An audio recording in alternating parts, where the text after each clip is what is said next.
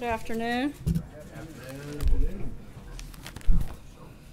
As you saw, the President just wrapped up a meeting in the Oval Office with 4 families from different parts of the country. They're veterans, small business owners, workers, moms, dads, and students. And they all had one thing in common.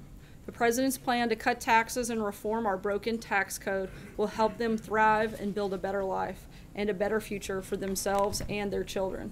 This event was an important reminder that while Washington focuses on the politics of the day, the President is focused on the forgotten men and women around our nation. These are the families who deserve a tax cut for Christmas, and that's exactly what we're going to deliver. Looking ahead, the President will visit Mississippi on Saturday, where they are celebrating the state's bicentennial 200 years of statehood. To mark the occasion, the President will participate in the grand openings of the Museum of Mississippi History and the Mississippi Civil Rights Museum. Tomorrow, First Lady Melania Trump and Second Lady Karen Pence will travel to Texas to continue their efforts in assisting those affected by this year's devastating hurricane season. They will participate in a meet and greet with first responders in Corpus Christi and then travel to Rockport to meet with a family whose home was destroyed in the hurricane. Mrs. Trump and Mrs. Pence will also visit a local elementary school to speak with faculty and students about the hurricane. And their last stop will be at a local food bank to meet with volunteers and help sort boxes for donations. Finally, I know there have been a lot of questions surrounding the President's decision on Jerusalem. Tomorrow, the President will deliver remarks regarding this action. At 5:30 this evening, senior administration officials will hold a background briefing here to explain the President's decision. And with that, I'll take your questions. Major? Sarah, one issue that you may have seen this morning is the White House or the President at any level considering creating a global or regional spy network that would circumvent the U.S. intelligence apparatus and serve the President outside of the normal and legally defined intelligence gathering mechanisms? I'm not aware of any plans for something of that definition or anything similar to that at this time. The President would be opposed to that? I haven't had that conversation with him, but I'm not aware of any plans for anything like that moving forward. Your official has been briefed on that idea, or has been discussed at any level in this administration? I haven't done a full survey of every member of the administration, but I can tell you as of right now, that's not something that's currently being planned and not something that I'm aware is moving forward in any capacity. Again, I'm not going to answer every hypothetical for every single member. Did some random person off the street come in and say something? I don't know, Major. I'm sorry? The President might consider. Again, I haven't asked him, but it's not something that's currently in the works. John? World leaders have spoken out, Sarah, in the last 24 hours about the possible move of the U.S. Embassy from Tel Aviv to Jerusalem. Mahmoud Abbas says that it would have grave consequences for peace and stability in the region. King Abdullah said much the same thing. Saudi Arabia, at least publicly, is saying the same thing, though I'm told privately they're saying something different than that. French President Macron said that he thought it was a bad idea. In the face of all of that, would the President ignore that advice from world leaders and go ahead and make the move at this time? I'm not going to get ahead of the President's remarks that he'll make tomorrow. He did speak with a number of leaders this morning, and he's going to continue to have conversations with relevant stakeholders, but ultimately he'll make what he feels is the best decision for the United States. Is it safe to say, other than Israel, which thinks that this move is 22 years overdue, that all of the feedback that he's been getting from world leaders is overwhelmingly negative about this idea? No, again, he spoke with 5 leaders. That's hardly indicative of everybody across the globe, but certainly, he's going to continue to have conversations with different leaders from across the world, and we'll keep you posted as those calls take place, and we'll let you know when the President's made a decision. Cecilia. Hey, Sarah. Yesterday the President said that he felt very badly for General Flynn. Would he consider pardoning him? I'm not aware of that has come up or any process or decision on that front. So that's, you haven't talked to him about it, or no? I haven't asked. I I haven't asked the President whether or not he would do that. You have not. Can you I think before we start discussing the pardons for individuals, we should see, what happens in specific cases too. So is it fair to say it's on the table? No, I just said I haven't had the conversation with him because I don't feel that it's necessary until you get further down the road and determine whether or not that's even something needed. Steve. Is a On the embassy, has the president made up his mind about this, or is this decision still in flux a bit? The president, I would say, is pretty solid in his thinking at this point. Sarah. April. Sarah, a couple of questions. One, there are comments from people from the NAACP, from black ministers, who are planning on protesting and boycotting this weekend for the president's visit to the Civil Rights Museum. What say you? I think that would be honestly very sad. I think this is something that should bring the country together to celebrate the opening of this museum and highlighting civil rights movement and the progress that we've made. And I would hope that those individuals would join in that celebration instead of protesting it. However, they have every right to protest it. Jordan? It's an insult that he's coming as we've had issues of Charlottesville, the back and forth. The president couldn't get his statement straight on Charlottesville. I think he got his statement very clear when he condemned all forms of racism, bigotry, and violence. There's no gray area there, and I think he made it very clear what his position is. Jordan. Thanks, Sarah. Did the president know that Michael Flynn lied to the FBI at the time that he fired him in February? Look, the president knew that he lied to the vice president, and that was the reason for his firing. Matthew. I have a follow-up. So your predecessor said on June 6th, it's the president of the United States, so they're considered official statements by the president of the United States in regards to his tweet. In regards to his tweets, does that standard still apply to the president's tweets? It does, and I know that you're probably referencing the tweet that was written by the president's attorney, and he's since clarified that, and I would refer you back to the attorney's clarification on that. Matthew. Thanks, Sarah. The White House originally said that if the accusations against Roy Moore were true, then Moore should step aside. I'm wondering how the president reached the conclusion that all of Moore's accusers, including those who have put forward evidence, are lying. Didn't say they were lying. The president's position hasn't changed, still finds those concerning. But as we've also said, the president feels that he would rather have a person that supports his agenda versus somebody who opposes his agenda every step of the way. And until the rest of that process plays out, you have a choice between two individuals, and the president's chosen to support Moore. Even if that person who would support his agenda has done what Roy Moore's accusers have said he's done? Again, we've said that the allegations are concerning, and if true, he should step aside, but we don't have a way to validate that, and that's something for the people of Alabama to decide, which we've also said, and we maintain that, and ultimately it will come down to the people of Alabama to make that decision. David? Yeah, Sarah, can you tell me a little bit about the process and timing as how the president got to the potential Jerusalem announcement tomorrow? Can we have somewhat of a backstory on that to the degree that you can at this point? I can tell you that it was a very thoughtful interagency process in terms of specifics. That's something that will be addressed in greater detail later this evening at the background briefing, and then further by the president in his remarks tomorrow. Just a quick follow-up, and evangelicals' role in this, how crucial has that been in terms of the Faith Advisory Council? Look, the president wanted to make the decision that was the best decision for the United States, and I'm not going to get ahead of anything beyond the events later today and tomorrow. John? Thanks a lot, sir. I have a question for you about the special counsel's office. Does the president believe that special counsel Robert Mueller or anybody on his staff is biased in any way against the president? I think we've seen some reports that certainly cause a great deal of concern, and we hope that those are fully looked at and investigated. Blake? Just a follow-up for you, if I may, Sarah. I think it was about 5 or 6 weeks ago that you indicated from that podium on a few occasions that you believe, the White House believes, that Mr. Mueller's investigation will be wrapping up shortly.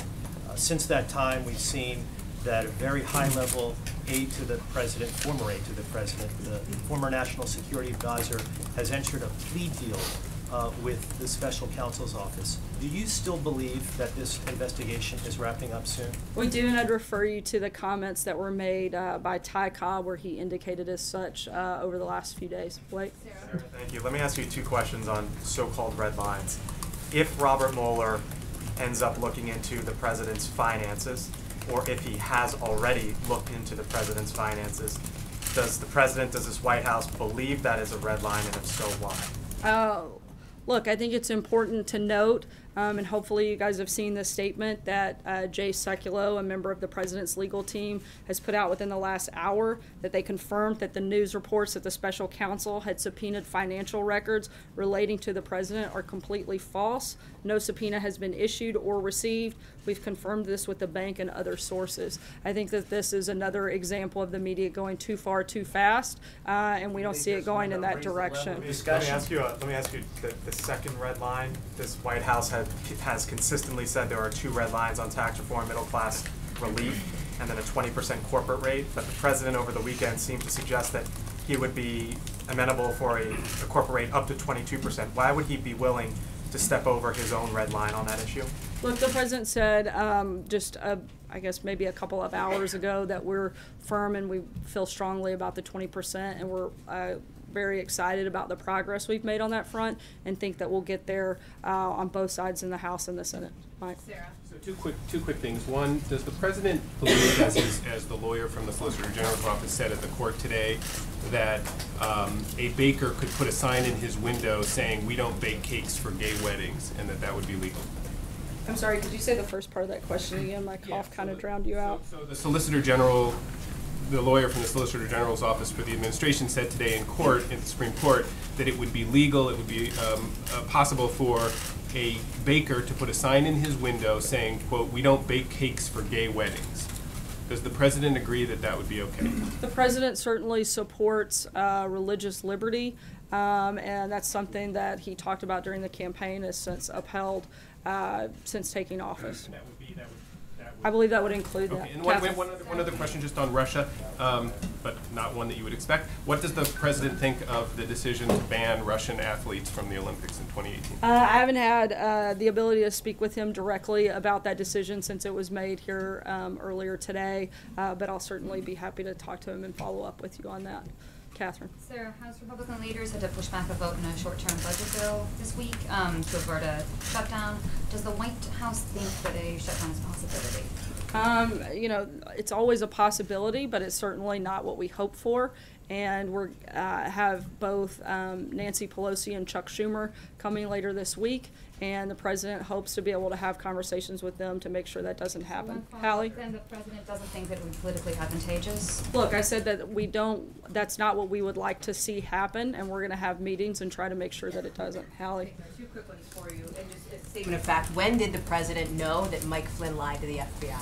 As I said earlier, I referred you back to John Dowd's clarification, and I would... I'm asking for a date. When did he find out? Was it when the announcement was made Friday? Was it prior to that? Again, I'm not aware of those specifics, but I would refer you to John Dowd for that specific question. I would actually refer you to John Dowd on that specific question, since it's a legal matter. But I just want to make allowed to weigh into. No problem. The point to you, you have weighed in on other special counsel matters before, and it's just a statement of fact of when, during the administration, what day the president discovered this lie issue. And I'm telling you as a statement of fact that you should contact John Dowd. Doesn't seem that hard. Stephen. Questions on Roy Moore. Sarah, you said just a minute ago that the president would want somebody in the Senate who supports his agenda versus one who does not. Excuse me, and I just want to clarify here then, is it the White House's position then, sort of formally here, that it is worse to have a Democrat in that Senate seat than somebody who is accused of sexually abusing a teen girl? Look, as I said, we find the allegations to be troubling. And why did the president endorse? Look, I think that those are different things in terms of we aren't going to be the ones to determine that process. That's for the people of Alabama to determine what those things come down on. He does want people that support his agenda. He's not going to obviously support a Democrat. And I think if that's our standard, then we need to look at a number of members of Congress that have had allegations brought against them that are still in office. Stephen. Thanks, Sarah. I do want to nail something down with respect to John Dowd and what he's been telling us in the last couple of days. He's argued that the president cannot be charged with obstruction of justice because he is the chief law enforcement officer in the country. That's his opinion. Does the White House share that opinion? Has the White House counsel's office looked into this question? Does it share that perspective? Look, I'm not going to get into a back and forth on legal theories, but I can tell you, as the president has said, there's no collusion, there's no obstruction, and that we're confident that the facts will show that when this is wrapped up. What do you Jim? think of the whole notion of obstruction of justice, though? I mean, it's been discussed in the last couple of days. A lot of people have been talking about it. What do you think about it? I'm not an attorney, and as far as I know, only John Decker in the room is. And so, if you want to ask him legal questions, you certainly can. I don't know if he'll answer them, but that's as far as I'm going to go on that. Jim? I'm not an attorney either. Let me ask you about... I know, that's why I didn't call you out. Thank you, I appreciate that. This decision on Jerusalem, is the president concerned that there could be violence as a result of recognizing Jerusalem as the capital of Israel? Has that been looked at by this White House? A number of things have been looked at that have been weighed into the president's decision, but as I said a few minutes ago, I'm not going to get ahead of his remarks, and we'll be certainly happy to address those at a later time. On Roy Moore, just very quickly, the folks got a couple of questions. Isn't there a moral decision that you're making here? And I'm sure you've heard this talked about in the news the last couple of days as the president has decided to endorse Roy Moore. This is somebody who has been accused of child abuse, of molesting children. How can that vote in the Senate be that important that you would take a gamble on somebody who has been accused of molesting kids? I think that's something, of harming as I've somebody said, who's underage. As I've said, that's something for the people of Alabama to decide, and that's up for them. That in any way, has he wrestled with that question? As I said, we find the allegations very troubling, and again, this is up to the people of Alabama to make that decision. I'm not a voter in Alabama and can't make that decision. Brian. Sarah, thank you. The president said that the tax plan will hurt him individually. Will the president release his taxes to prove that? I'm not aware of any plan to do that, but if it changes, I'll certainly let you know. I mean, he can release it even if it's under audit. He can release his tax returns. As he said, as long as it's under audit, he's not going to do that, and I'm not aware of any plans to change that policy at this time. John? Yeah, thank you, Sarah. A matter of procedure on the Roy Moore endorsement. Did the president have any conversations with Chairman McDaniel of the RNC after he made his position known, or did he talk to State Chairman Latham in Alabama, or any of the players involved in the Republican National Committee before they decided to get back in the race and support Roy Moore? I know there have been conversations between administration officials and the RNC and supported that move, but legally I can't, because of the Hatch Act, go much further beyond that. You can't say who the officials are. I know that there were multiple conversations. I'm not aware if the president spoke specifically with the chairwoman. I'd have to check on that and let you know, but I do know the administration supported the RNC's decision. However, I can't go any further than that at this time. Hunter? Thank you, Sarah. Given the president's endorsement, does he agree with Roy Moore that Muslims should not be allowed to serve in Congress? I haven't asked him about a past statement from Roy Moore. But, I mean, you're saying that their agendas are kind of in lockstep. I'm saying he supports the ways? president's agenda. The president doesn't necessarily support everything of Moore's agenda. Amen. Sarah, does the president expect Deutsche Bank or any financial institutions to cooperate with requests for documents from U.S. law enforcement if they get them? As I said a few minutes ago, Jay Sekulow, a member of the president's legal team, put out that message to the financial institutions themselves, if they get a request, should they comply with that? Look, I'm not going to get into hypothetical situations and try to determine and project everything that could happen. We know that it hasn't happened up until this point, and that the reports out were totally false. And again, the media got ahead of their skis a little bit on pushing and driving that story that wasn't true. Brian? Just to follow up on one more bit. Are you saying that you're saying let the people decide, but this administration has endorsed Roy Moore? Why endorse him if you want the people to decide? You're influencing the decision by endorsing him. And secondly, are you saying that no matter who runs as a member of the GOP, it's okay as long as you are in lockstep with the president and vote the way he wants? Once again, I'm not going to get into every person that could or couldn't run for office down the line. Hold on, I'm going to finish answering the question if you'll allow me to. I'm not going to address, you asked, the end of your question was every person that runs for office. One, I'm not going to weigh into because I don't know who may run for office. But what I can say, the president made that decision. and he decided that it was better to have somebody that supports his agenda than a Democrat that doesn't. Again, it's still up to the people of Alabama to decide. They're ultimately the only ones that can vote in that election. We'll see what happens. Last question, Dave. Thanks, Sarah. The administration reported today that illegal border crossings have dropped to a 45-year low. Does that lessen the urgency as we're getting down to spending decisions here about whether to go forward with building the wall in this budget? I think it shows probably the effectiveness of the Trump presidency, and another success story as we wrap up the year, and certainly something that could be looked at. But I think the need for the border wall and border security, as well as responsible immigration reform, still stands, and we still need to look at all the ways that we can protect our national security, and we still feel strongly that that's one of them. Thanks so much, guys.